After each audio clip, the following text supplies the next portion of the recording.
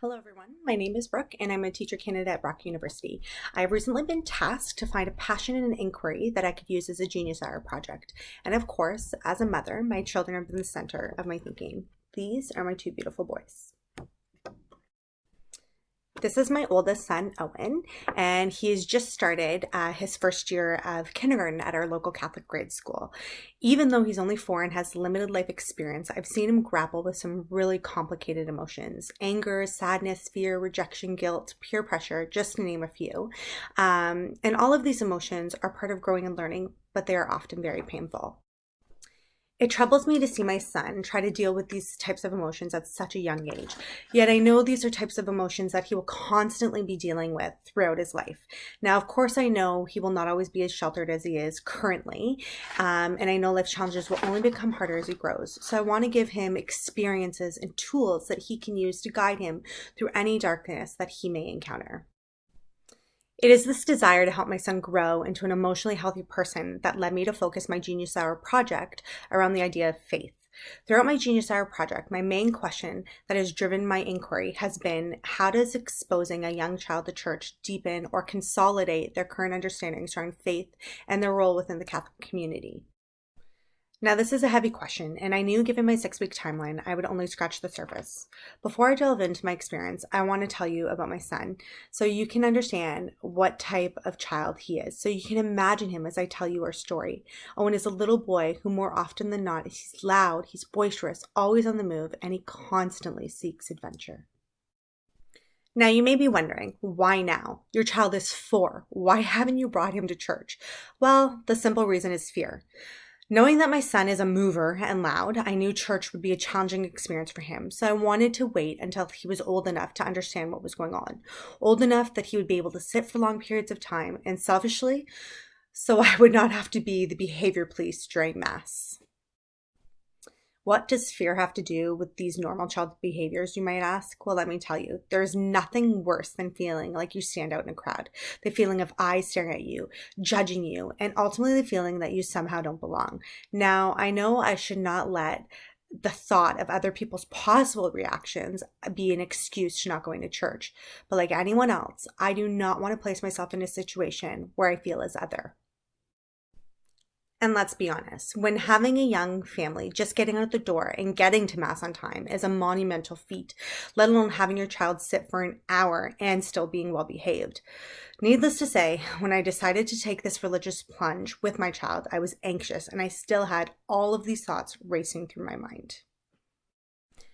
As my son and I began this experience, it was not overly pleasant. It involved my son being loud in church, pretending he was a Spider-Man as he shot web blasts at fellow parishioners, myself constantly trying to control his behavior as I felt pressured to conform. And of course, this resulted in my son having epic battles with me about church. He didn't want to go, which we can all understand why, and I was left trying to convince him that it was something we needed to do. Something had to change. How is my son ever going to grow into his faith if he viewed the experience of going to church as a negative one? This is when a change in my thinking occurred, and luckily a change in our weekly liturgy as well. I knew that I needed to have more understanding. As my son's young and Mass is long, it's full of language and traditions he doesn't fully understand. And let's face it, it's simply boring for a child of this age. Thankfully, around the same time, our church introduced children's liturgy, which is kind of our saving grace. Children's liturgy gave my son a chance to experience church and to be involved in religious experiences where he was more that were simply more developmentally appropriate. Ultimately, this gave him an entry point in order to grow into his faith. Since children's liturgy was introduced at our parish, I have seen a complete change in my son. He is now more than happy to come with me to church. Not only is he happy, he has begun to become curious about God, and he wants to engage in learning outside of the church as well. In the last couple of weeks, Owen has been asking a lot of different questions to gain some sort of understanding, such as how God made the world, which he believes happened with a laser gun and some ice, but nonetheless, he's seeking understanding. Not only has he wanted to learn more about religion, he has a new interest in prayer as well. We've been praying every night as part of his bedtime routine, and let me tell you, he gets very upset if we forget, which has happened once or twice. And he has informed me that he needs to say goodnight to God. So he's beginning to see himself within faith. Now, this journey is just the beginning for my son, and I'm sure as he grows, there will be many changes to how he connects to God. However, as a parent, this experience has opened my eyes to what is important and how I should support my son in his faith. So, what am I getting at here? What have I learned about helping a child grow in faith? Well, first, you need to determine readiness. You need to gauge where your child is developmentally. You need to ensure they are ready. So you are setting them up for success. Being exposed to church should be a positive experience. Have understanding. New experiences where children are expected to behave in certain ways are hard.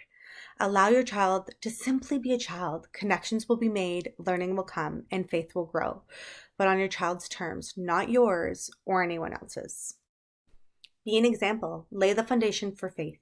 Your child takes in everything you do. Show your faith through the ways you act. Your actions are much louder than your words. Learn together. Children are naturally curious and will have lots of questions.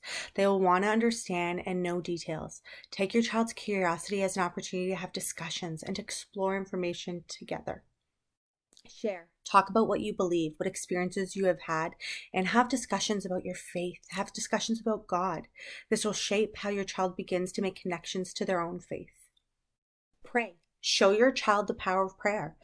Prayer allows your child to talk to God and to always have someone who can listen to them, even when they feel as though they may not be able to discuss certain emotions or situations with you or others.